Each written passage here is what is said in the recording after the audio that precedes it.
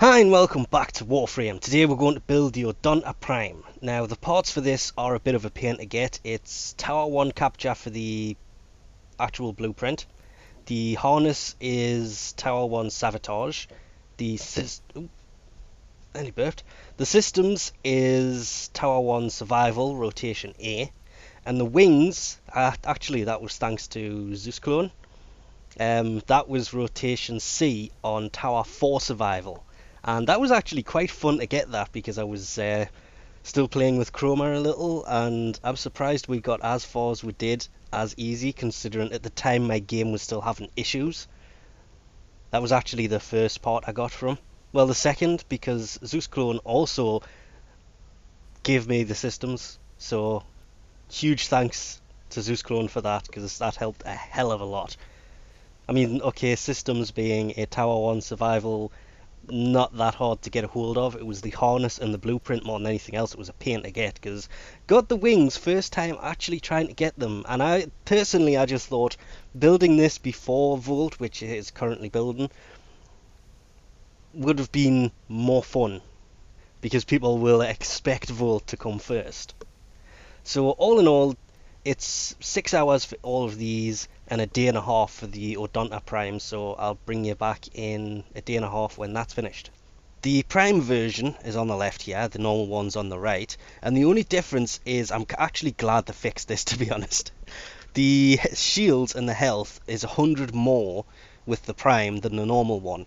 The biggest problem I have is when you build the normal Odanta, you got the Veritux and the Imperator with it, because obviously you build the Archwing and you got the weapons with it.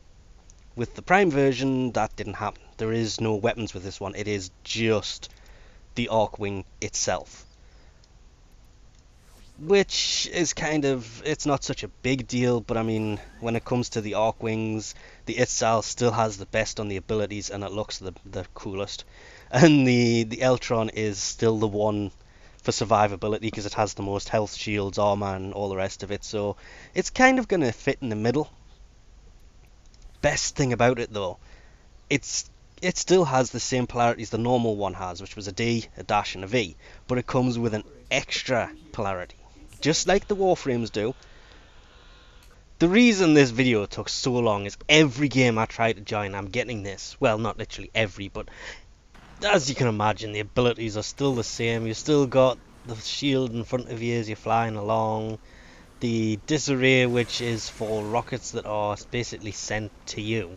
People who have the homing missiles, when they lock onto you, it will take the lock away, and the missiles, they've got a slight chance of actually locking onto you. Then there's Seeking Fire, which is basically just a rocket launcher. Bloop. And it will just shoot rockets that will kind of aim for things and miss really badly because the homing side of them sucks. And of course, let's not forget the repel. And this is probably going to be easier if I can actually find somebody to hit it with. We'll take a closer look at it in space in a bit, but right now I do not actually kind of have the correct colour coding on. I need some enemies. You'll do. Repel is great because it does exactly what it says it does. Get close to an enemy, have some power, and push them away. Obviously it would work better if the thing actually, it does do damage. Obviously mine doesn't at the minute just because it is insanely low level, but it still pushes them a hell of a far way away. Finally got into a decent game. This is 3 days after the last time I actually tried. It was just erroring constantly yesterday. Well, technically it was this morning, but still. And this is what I mean by this thing will take punishment. I'm just sitting here on round 10 of an interception mission, getting shot from I have no idea where. Didn't even take the shields off. If you were using the Itzal, that would have killed you. So I do like the Odanta. It is fairly hard. The better one is the one I keep forgetting the name of. The second one that came out at the same time. and that thing is just a complete beast. With that, you could be doing this on wave 10 of Uranus interception and not be taking much damage. Okay, wave 10 might be a bit overkill, because the Uranus interception mission is really hard to get past 8 waves on. It isn't impossible, it's just you've got to have a team that knows what they're doing, and this is what one of the bigger problems is with Archwing. It's just the teams don't stay together. As you noticed just before, I lost a member. Somebody crashed, logged out, give up, whatever. And it sucks because sometimes, yes, you will crash out, or you will go out of bounds and Ordis will just come in and decide to take you out. Not literally come in and kill you, he'll come in and he will pick you up. And as you can see, with the gold effect thrown back on, because I did have a bit of a play with the colour and take it off, just because I wanted to kind of, I don't know why I did it, but with it put back on, you can see it does look actually quite nice with the gold effect while in space. Even though you can still do the whole dancing stuff in space, you can even bow. And it just kind of puts them together and lets you kind of get a better look at them. And they actually look really nice. I like the look of these a lot. I don't like the fact that you can change the colour of the gold. That is something, I don't mind it, but I wish it was an extra option on Prime weapons separate to the normal stuff, so you can still change the colours the way they were, but the gold would still remain an optional colour change, not kind of a forced one.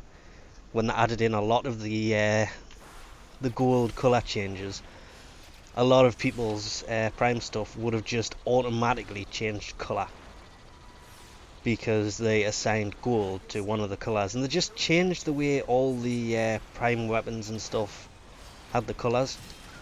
Woo, Corpus! Oh! I nearly flew into that. I didn't mean to do that. My aim has actually gone really terrible, because I nearly flew into that thing, and if you do, it doesn't kill you, it just messes you up a bit. Can I shoot my rockets through there? Ooh. I actually can, and it worked, kinda. Ah, it actually worked pretty well. So all in all, yes, this one is worth actually farming. It does look really nice. It goes well with primed frames that you have, that you want to use for Archwing missions. The Archwing missions themselves, I'm not getting into that. I was going to make a point about how I like them. I've never really, even when I've had bugs, I haven't bothered us that much during the course of this video, but then I had the slight problem of I couldn't actually get into them. It was just the Earth Interception one where I usually go to level Archwing stuff wasn't working. But anyway, we'll leave this off here for now. Thanks for watching, and I'll catch you next time.